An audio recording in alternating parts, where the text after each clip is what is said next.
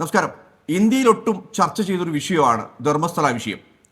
ആ ധർമ്മസ്ഥല വിഷയത്തിൽ ധൈര്യമായിട്ട് മുന്നോട്ട് പോയ രണ്ടുപേര് കൂടെ ഞാൻ മീഡിയ ലെവലിലേക്ക് കുറച്ച് പോയിട്ടുണ്ടെങ്കിലും വലിയ രീതിയിലേക്ക് മുന്നോട്ട് പോയ രണ്ട് വ്യക്തികളാണ് നമ്മുടെ കൂടെ ഇരിക്കുന്നത്. ഒന്ന് മനാഫ്, ചെയർമാനായിരുന്നു ആക്ഷൻ കമ്മിറ്റിയുടെ, കൺവീനറായിരുന്നു വിനോദ് മേക്കോത്ത്. രണ്ടുപേരും ഉന്നയിച്ച അല്ലെങ്കിൽ ഈ ആക്ഷൻ കമ്മിറ്റി ഉന്നയിച്ച ഒരു വിഷയം കേരളത്തിൽ നിന്ന് ഒരുപാട് കുട്ടികൾ മിസ്സായിട്ടുണ്ട്. അതൊക്കെ നമ്മൾ അന്വേഷണത്തിന് വിധേയമാക്കണം എന്നുള്ള രീതിയിലേക്കാണ്. ആ ഒരു ഒരു ഒരു ഒരു വിഷയം വലിയ രീതിയിലേക്ക് ഫലം കണ്ടു എന്ന് വേണം ഇപ്പോൾ പറയാൻ. അതിനിടയ്ക്ക് വലിയ രീതിയിലേക്കുള്ള ആക്രമണം നേരിട്ടു. വലിയ രീതിയിലേക്ക്, ചെറുതായിട്ടല്ല, വലിയ രീതിയിലേക്കുള്ള ആക്രമണം ഞാനടക്കം, മനാഫ്കൊക്കെ അടക്കം, വിനോദ് മേക്കോത്തിനടക്കം വലിയ രീതിയിലേക്കുള്ള ആക്രമണം നേരിടേണ്ടി വന്നു. അത്തരം രീതിയിലേക്ക് ഇന്ന് വലിയ രീതിയിലേക്ക് ഒരു നല്ല സൂചന വന്നിരിക്കുകയാണ്. 2 ദിവസമായിട്ട് വലിയ രീതിയിലേക്ക് തെരച്ചിൽ നടക്കുന്നുണ്ട്. അവിടെ സന്നാഹങ്ങളൊക്കെ വലിയ രീതിയിലേക്ക് പ്രവർത്തിക്കുന്നുണ്ട്. വലിയ രീതിയിലേക്കുള്ള ആക്രമണം നേരിട്ടതിൽ വലിയ രീതിയിലേക്ക് സങ്കടം ഞാൻ കണ്ടിട്ടുണ്ടായിരുന്നു. പക്ഷേ ഇന്ന് ഈ ഒരു അവസ്ഥയിൽ നിൽക്കുമ്പോൾ വലിയ രീതിയിലേക്കുള്ള സന്തോഷം കൂടെയുണ്ട്. ധൈര്യമായിട്ട് മുന്നോട്ട് പോയി എന്നുള്ള രീതിയിലേക്ക്, ഞാൻ വരെ വലിയ രീതിയിലേക്ക് വിഷമുണ്ടായ സംഭവം ഉണ്ടായിരുന്നു. നമുക്ക് ഇത് തെളിയിക്കാൻ കഴിയാത്ത അല്ലെങ്കിൽ ഇതിനൊരു തുമ്പ് കിട്ടാത്ത രീതിയിലേക്കൊക്കെ വന്നു കഴിഞ്ഞാൽ നമുക്കൊരു ചോദ്യചിഹ്നമാവും എന്നുള്ള രീതിയിലേക്കുള്ള ഒരു വിഷമം ഞാൻ കണ്ടായിരുന്നു. പക്ഷേ ഇന്ന് വലിയ രീതിയിലേക്ക് സന്തോഷമാണ്. മനാഫ്ക, വലിയ രീതിയിലേക്ക് ആക്രമണം നേരിട്ടല്ലേ?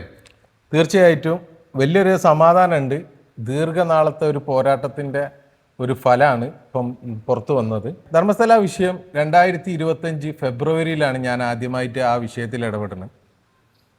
അതിനുശേഷം പിന്നീട് ഒരു ശുചീകരണ തൊഴിലാളി മുന്നോട്ട് വരികയും ഇത്തരത്തിൽ ഒരുപാട് ആളുകൾ അവിടെ കുഴിച്ചു മൂടിയിട്ടുണ്ട് എന്നുള്ള ഒരു ആരോപണങ്ങളൊക്കെ പറയുകയും ഇതിന് പിറകെ SIT രൂപീകരിച്ച് അന്വേഷണം നടന്ന് ചുരുക്കി പറയുകയാണെന്നുണ്ടെങ്കിൽ ഇപ്പോൾ ഏകദേശം ഒരു കൊല്ലത്തോളം ഇതിൻ്റെ പിറകിൽ തന്നെയായിരുന്നു. ഇപ്പോൾ അതിനുള്ള നല്ലൊരു റിസൾട്ട് വന്നിട്ടുണ്ട്. അതായത് SIT ആ സമയങ്ങളിൽ തിരഞ്ഞപ്പം ഒന്നും കിട്ടിയില്ല എന്ന് പല മാധ്യമങ്ങളും ഇവിടെ പറഞ്ഞിരുന്നു. അന്നേ ഞങ്ങൾ പറയുണ്ടായിരുന്നു ഒരുപാട് അസ്ഥികൂടങ്ങൾ കിട്ടിയിട്ടുണ്ട് എന്നുള്ളത്. അത് ഒഫീഷ്യലി ഇപ്പം എന്തായി, SIT അംഗീകരിച്ച് 1000ഓളം അസ്ഥികൂടങ്ങളും 13ഓളം പൂർണ്ണ തോതിലുള്ള അസ്ഥികളും കർണാടകയിലെ ധർമ്മസ്ഥലയിൽ കണ്ടെത്തിയിട്ടുണ്ട്. ഒറ്റ സ്ഥലത്ത് നിന്ന് മാത്രം 8ഓളം പൂർണ്ണ രൂപത്തിലുള്ള അസ്ഥികൾ കണ്ടെത്തിയിട്ടുണ്ട്. അപ്പം എന്താ പറഞ്ഞു കഴിഞ്ഞാൽ ഇതിൻ്റെ പിറകിൽ പ്രവർത്തിച്ചത് ഒരു മതത്തെ അവഹേളിക്കാനോ അല്ലെങ്കിൽ ഒരു അമ്പലത്തിനെ തകർക്കാനോ ഇങ്ങനെ ഒന്നുമല്ല.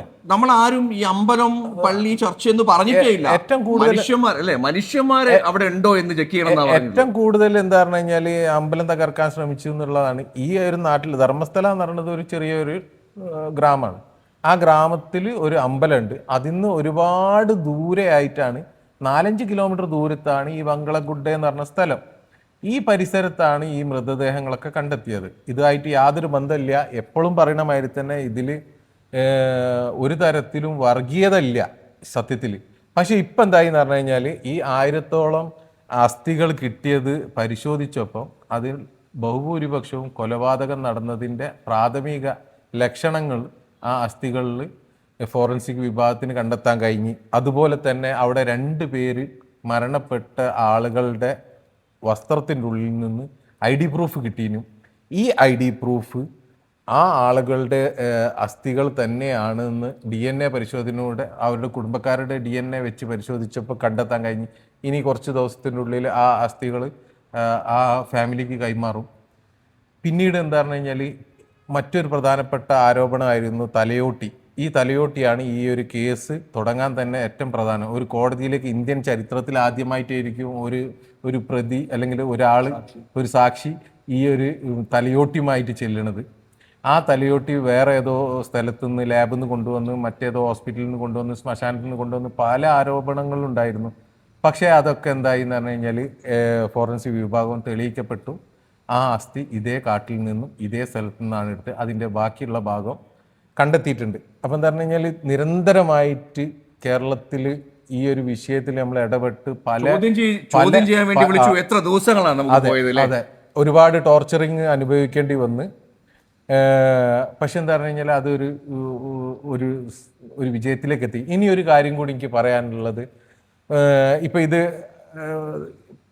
വാർത്ത പുറത്ത് വന്നിട്ട് ഇപ്പോൾ 2-3 ദിവസമായി. നിരന്തരം പല ആളുകളും ചോദിച്ച് എന്തുകൊണ്ട് മനാഫ് ഇതിന് വീഡിയോ ചെയ്യുന്നില്ല, പിന്നെ എന്തുകൊണ്ട് ഇതിന് ഞാൻ മെയിൻ സ്ട്രീം ചാനലുകൾക്ക് പോലും ഈ വിഷയത്തിലൊരു സംസാരത്തിന് നിന്ന് കൊടുത്തിട്ടില്ല. എന്താ പറഞ്ഞു കഴിഞ്ഞാൽ പിന്നെ ചില ആളുകൾ പറഞ്ഞ് ഇത് ഇത്രയും ഉപദ്രവിച്ചില്ലേ, ആളുകൾ അപമാനിച്ചല്ലോ, തിരിച്ച് ഒരു BGM ഇട്ടിട്ട് അതൊന്നും നമ്മളെ സംസ്കാരത്തിന് പറ്റിയതല്ല. നമ്മൾ ഒരു പോരാട്ടത്തിന് നിൽക്കുമ്പോൾ ഈ പോരാട്ടത്തിൻ്റെ ഇടയിൽ വിജയങ്ങളും പരാജയങ്ങളും ഒക്കെ സ്വാഭാവികമായിട്ട് ഉണ്ടായിക്കൊണ്ടിരിക്കുന്ന സാധനമാണ്. പല കാര്യങ്ങളിലും അപമാനം ഇതിൻ്റെ മുമ്പും സഹിച്ചിട്ടുണ്ട്. ധർമ്മസ്ഥല വിഷയത്തിന് മുമ്പേ നമ്മൾ ശിരൂരിൽ എത്രമാത്രം പഴി കേൾക്കേണ്ടി വന്നിട്ടുണ്ട്. പക്ഷെ എന്താ പറഞ്ഞു കഴിഞ്ഞാൽ അതിൻ്റെ പിറകിൽ തന്നെ എന്താ പറയുക സ്റ്റിക്ക് ഓൺ ചെയ്തത് കൊണ്ട് ആ പോരാട്ടം അതേമാതിരി തുടർന്ന് പോയതുകൊണ്ട് അതിനൊരു വിജയം ഉണ്ടായി. അതുപോലെ തന്നെ ധർമ്മസ്ഥല വിഷയത്തിലും നമ്മൾ ഈ കേസുമായിട്ട് ഒരുപാട് പ്രയാസപ്പെട്ട് ഒരുപാട് കർണാടകയിലെ ജില്ലകളിൽ എനിക്കെതിരെ കേസുകളായി, എൻ്റെ സഹപ്രവർത്തകർക്കെതിരെ കേസുകളായി, എല്ലാവരും പ്രയാസപ്പെട്ട് പലരുടെയും ഇവിടെയുള്ള പ്രവർത്തന മേഖലയിൽ പലതരത്തിലും മറ്റുള്ള സഹപാഠികൾ എന്താ പറയുക ബുദ്ധിമുട്ടിച്ച്. അതെ, വലിയ രീതിയിലേക്കുള്ള ഭീഷണി വന്നു. ഞാൻ പറയുന്നത് വിനോദ് ബേക്കോത്ത് ഇത്തരം രീതിയിലേക്ക് വലിയ രീതിയിലേക്ക് ചർച്ച ചെയ്യുന്നതാണ്. അതായത് ഈ കേരളത്തിൽ കുറച്ച് ചാനലുകളുണ്ട്, എങ്ങനെയാണ് വർഗീയത ഉണ്ടാക്കുക, എങ്ങനെയാണ് മനുഷ്യന്മാരെ തല്ലിക്കുക, എങ്ങനെയാണ് മതം പറഞ്ഞ് അത്യാവശ്യം വ്യൂവേഴ്സ് ഉണ്ടാക്കുക എന്ന് ചിന്തിക്കുന്ന ആളുകൾ മാത്രമാണ് കുറേ ആളുകളുള്ളത്. അപ്പോൾ അതിൽ കുറച്ച് ചാനലുകളുണ്ട്. ചർച്ച ചെയ്യണം, ജനൻ ടിവിയോട് കൃത്യമായിട്ട് പറയാണ് ചർച്ച ചെയ്യണം. എന്തേ വായടഞ്ഞു പോയോ ഈ സമയത്ത്? ജനൻ ടി വി എന്തുകൊണ്ട് ചർച്ച ചെയ്യുന്നില്ല? തെളിവുകൾ കിട്ടിയിട്ടുണ്ട്, തെളിവുകൾ വന്നു തുടങ്ങി. അന്നൊക്കെ പറഞ്ഞിരുന്നില്ലേ ശരിക്കും അമ്പലത്തിനെതിരെ വേട്ടയാടി? ഞങ്ങൾ അമ്പലത്തിന്റെ പേരോ പള്ളിയുടെ പേരോ ചർച്ചിന്റെ പേരോ പറഞ്ഞിട്ടില്ല.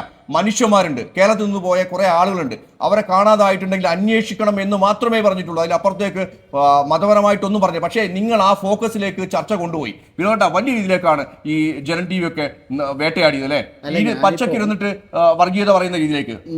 കഴിഞ്ഞ ദിവസം ഈ ലേറ്റസ്റ്റ് വാർത്തകൾ വന്നല്ലോ, അത് സംബന്ധിച്ച വാർത്തകളുടെ ലിങ്കുകളിൽ ഞാൻ ജനൻ ടി വിയുടെ പ്രധാനപ്പെട്ട ലേഖകനാണ്, അതിൻ്റെ ഏറ്റവും പ്രധാനപ്പെട്ട മാധ്യമപ്രവർത്തകനാണ് അനിൽ നമ്പ്യാർ.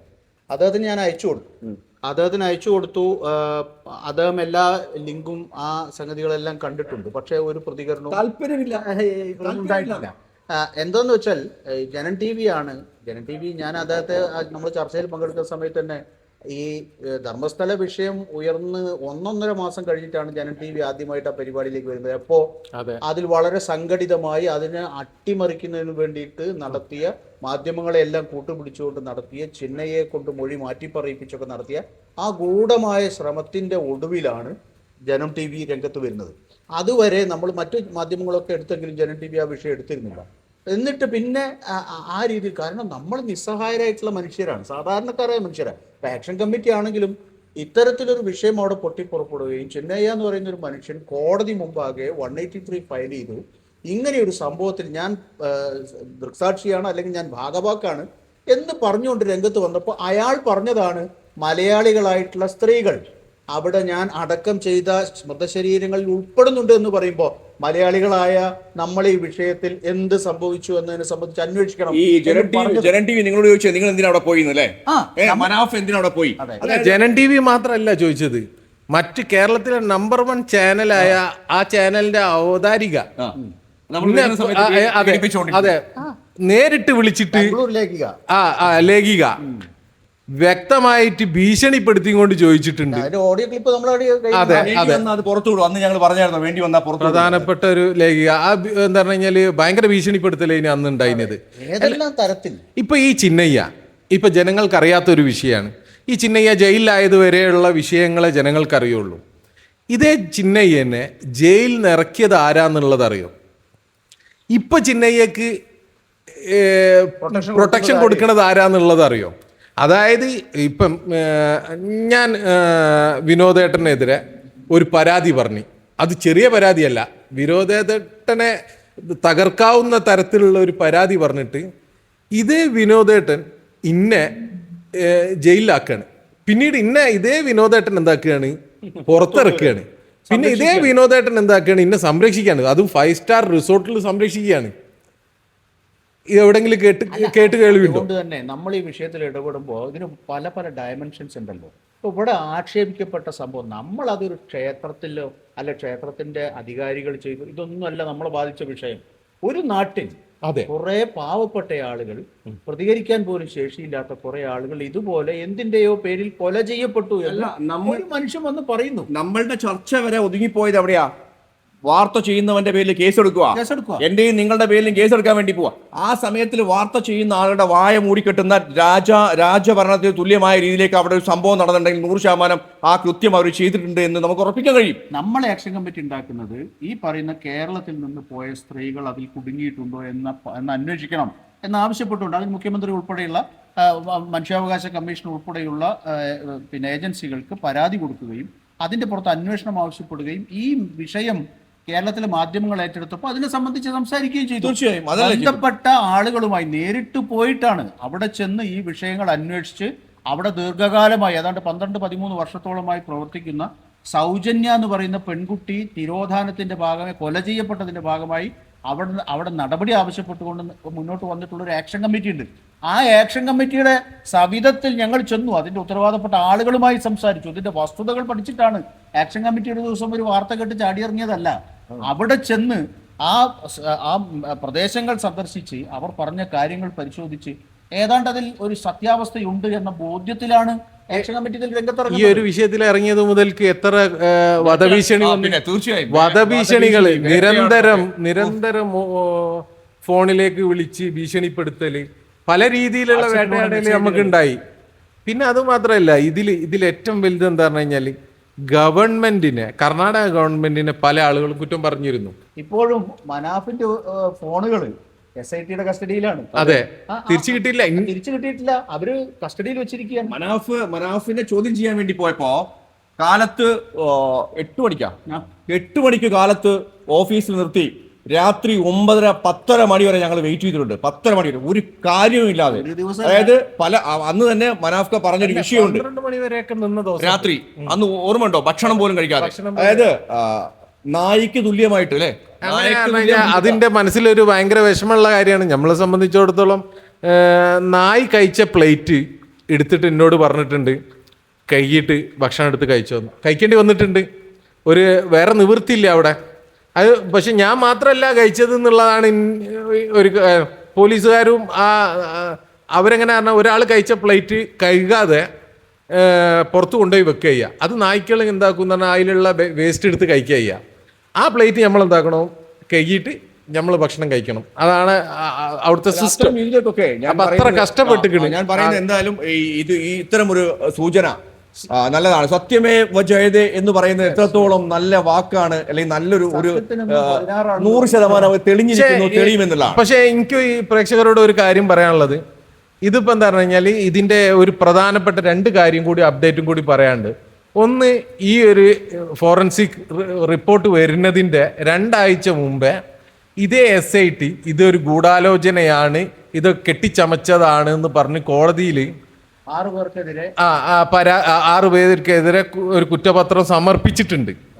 അതിനുശേഷമാണ് അതുപോലും നോക്കാതെ, ഇങ്ങനെ ഒരു ഫോറൻസിക് പരിശോധനന്റെ ഫലം വരാണ്ട് എന്നൊന്നും നോക്കാതെ ഈ 6 പേർക്കെതിരെ കുറ്റപത്രം സമർപ്പിക്കുകയും ഞാൻ പറയാത്ത കാര്യങ്ങൾ എഴുതി ചേർക്കുക വരെ ചെയ്തിട്ടുണ്ട്. ഞാൻ ഇത് ഒരു ചെറിയ കാര്യം ചോദിക്കട്ടെ. അതായത് നിങ്ങളോട് വരെ വളരെ മോശമായ രീതിയിലല്ല അവിടുന്ന് പെരുമാറിയത്. തീർച്ചയായിട്ടും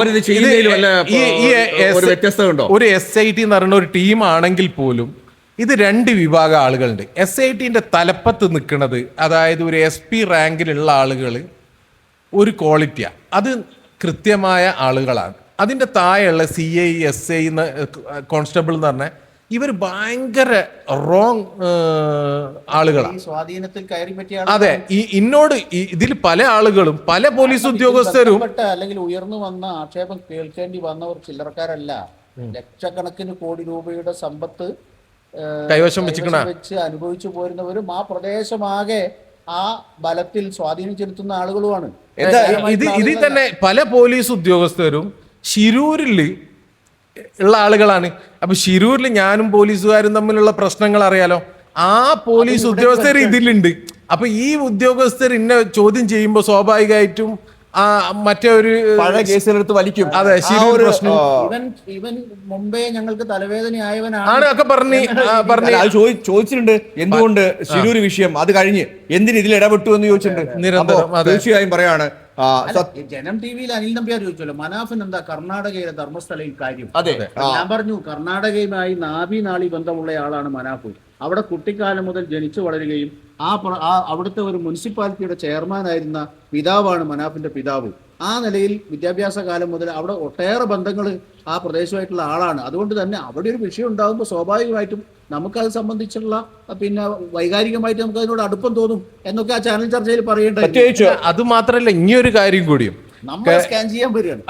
പിന്നെ അത് മാത്രമല്ല വിനോദട്ട, കഴിഞ്ഞ പ്രാവശ്യം അവിടെ ഒരു വിവരാവകാശം വെച്ച് കൊടുത്ത ടൈമിന് 400 ചില്ലാനം ആളുകളുടെ മൃതദേഹങ്ങൾ അൺഐഡന്റിഫൈഡ് ബോഡീസ് ആയിട്ട് പ്രഖ്യാപിച്ചിട്ട് അവിടെ മറവ് ചെയ്തിനും.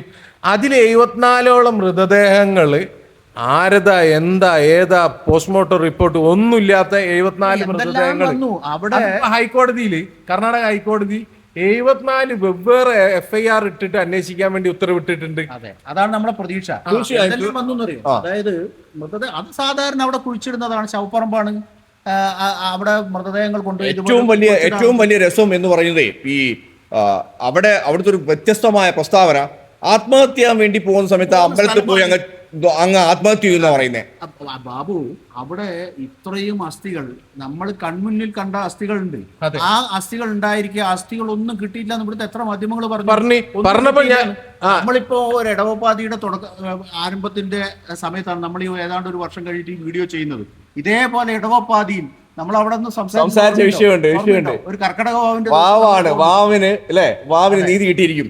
അപ്പോ ഈ ജനം ടിവിനോട് പ്രത്യേകിച്ച് പറയാനുള്ളത്, ഒരുപാട് തവണ ഈ വിഷയത്തില് വലിയ രീതിയിലേക്ക് മതസ്ഫുടത നിങ്ങൾ ഉണ്ടാക്കാൻ വേണ്ടി ശ്രമിച്ചിട്ടുണ്ട്. നിങ്ങൾക്ക് ധൈര്യസമേതം പച്ചയായിട്ട് വർഗീയത പറയുന്ന ഒരു സംഭവം നിങ്ങൾക്ക് ഉണ്ടായിട്ടുണ്ട്. ഇത്തരം വിഷയങ്ങളിൽ നിങ്ങൾ മാപ്പ് പറഞ്ഞിട്ട് എന്ത് ചെയ്യണം, ഒരു വാർത്ത ചെയ്യണം. അല്ലെങ്കിൽ ഇത്തരം രീതിയിലേക്ക് ഇത് നീതി കിട്ടി അല്ലെങ്കിൽ നീതി കിട്ടുന്നുണ്ട് എന്ന് പറഞ്ഞിട്ട് വാർത്ത ചെയ്യണം. സത്യമേ വജയതേ എന്നുള്ള ആ ഒരു വാക്കുണ്ടല്ലോ, എത്രത്തോളം സത്യമാണെന്ന് നിങ്ങൾക്ക് മനസ്സിലാവണം. വെറുതെ തോന്നിയത് വായിൽ വിളിച്ചു പറയുന്ന ഒരു സ്വഭാവം ഒരു കാലത്ത് ഒരു മാധ്യമ പ്രവർത്തനം നല്ലതല്ല. പ്രത്യേകിച്ച് ജനം TV എന്നുള്ള ഈ TV ആരും ശ്രദ്ധിക്കുന്നുണ്ട് എന്ന് എനിക്ക് തോന്നുന്നില്ല. കാര്യം നിങ്ങളുടേതായുള്ള ഒരു രീതിയിലേക്ക് ഇഷ്ടപ്പെടുന്ന ആളുകളാണ് നിങ്ങളെ ശ്രദ്ധിക്കുക. അല്ല, ഇതിൽ വേറൊരു കാര്യം കൂടി ഉണ്ട്. ഇപ്പൊ എല്ലാ മാധ്യമങ്ങളും ഇങ്ങനെ പതുക്കെ ഈ ന്യൂസുകൾ ചെയ്യുന്നുണ്ടെങ്കിലും പ്രധാനപ്പെട്ട വേറൊരു വ്യക്തിയാണ് എന്താ പറഞ്ഞു കഴിഞ്ഞാല് കാള പെറ്റപ്പം കയറെടുത്തു എന്ന് പറഞ്ഞത് ഒരു വലിയ പ്രമുഖനായ മാധ്യമ പ്രവർത്തകനാണ്. ഇപ്പൊ ഇവരാരും എന്താ പറയുക, സത്യം ഇപ്പൊ പുറത്തു വന്നിട്ട് പോലും മൗനം പാലിക്കുകയാണ്. ഏറ്റവും വലിയ സങ്കടം എന്താ പറഞ്ഞു കഴിഞ്ഞാല് ഈ വിഷയത്തിൽ നെഗറ്റീവ് ഉണ്ടാവുമ്പോൾ മാത്രം പുറത്തു വരികയും ഇതിന്റെ ഒരു പോസിറ്റീവ് വശം ജനങ്ങളെ അറിയിക്കാതെ മൂടി വെക്കുകയും ചെയ്യുന്ന ആ പ്രവണത സത്യത്തിൽ ഈ സമൂഹത്തിൽ നിന്ന് മാറ്റണം. അതെ, വെടിയണം സത്യത്തിൽ. തീർച്ചയായും നമ്മുടെ കൂടെ ശരിക്കും അല്ലേ ന്യൂസ് 18 ചാനലിന്റെ അതെ റിപ്പോർട്ടർ ബൈജു ചേട്ടൻ യഥാർത്ഥ നല്ലൊരു മാധ്യമ പ്രവർത്തകനാണ്. നല്ല എഫേർട്ട് ഇട്ടുണ്ടെന്ന് എനിക്കറിയാം. ഞങ്ങളൊക്കെ ഒരുമിച്ചുണ്ടായിരുന്നു ഈ വിഷയവുമായി ബന്ധപ്പെട്ട്. അപ്പൊ എന്തായാലും സത്യം എന്തായാലും ജയിക്കും, അത് 100% ഉണ്ടായിരുന്നു. ഫസ്റ്റ് ഒക്കെ ഇതിൽ ഇടപെടുമ്പോൾ വലിയ രീതിയിലേക്കുള്ള ഒരു പ്രതീക്ഷ കുറവുണ്ടായിരുന്നു. പക്ഷേ ഇത്തരം രീതിയിലേക്ക് മനാഫ്കനെ വരെ, എൻ്റെ സുഹൃത്തായ മനാഫ്കനെ വരെ ഞാൻ സംശയിച്ചിട്ടുണ്ട്, എന്തിനാണ് അതിൽ പോയി ഇടപെട്ടത് എന്നുണ്ടായിരുന്നു. പക്ഷേ ഞാൻ ഇടപെടാണ്ടിരിക്കാൻ പാടില്ല. കാര്യം എന്താ വെച്ചാൽ ഞങ്ങൾ സുഹൃത്തുക്കളാണ്. അപ്പോൾ ഇന്ന് ശരിക്കും അത് മാറ്റിയിരിക്കുന്നു. കൃത്യമായ രീതിയിലേക്കാണ് അത് ഇടപെട്ടത്. കേരളത്തിന്റെ അത്തരം രീതിയിലേക്കുള്ള പ്രഷറും കേരളത്തിലെ അത്തരം രീതിയിലേക്ക് ചാനലുകൾ വാർത്ത ചെയ്തതിന്റെ അടിസ്ഥാനത്തിലാണ് ഇത്തരം ഒരു സംഭവം പൊങ്കി വന്നത് എന്ന് എടുത്തു പറയേണ്ടതുണ്ട്. കേരളത്തിലെ ജനങ്ങളോട് പറയാണ്, ഈ വിഷയം എത്രത്തോളം എത്തിക്കാൻ കഴിഞ്ഞു എന്ന് നിങ്ങൾക്ക് തോന്നിയിട്ടുണ്ടെങ്കിൽ അത് ഞങ്ങൾക്ക് എത്രത്തോളം സന്തോഷമുള്ള വിഷയം എന്ന് പറയുന്നത്. നിങ്ങളൊക്കെ ഏറ്റുപിടിച്ചുകൊണ്ട് മാത്രമാണ് ഇത്തരം രീതിയിലേക്ക് ആ ധർമ്മസ്ഥല വിഷയത്തിൽ ഇത്ര നീതി കിട്ടാനുള്ള ഒരു സ്റ്റെപ്പെങ്കിലും ഇടാൻ കഴിഞ്ഞത്. നന്ദി, നമസ്കാരം.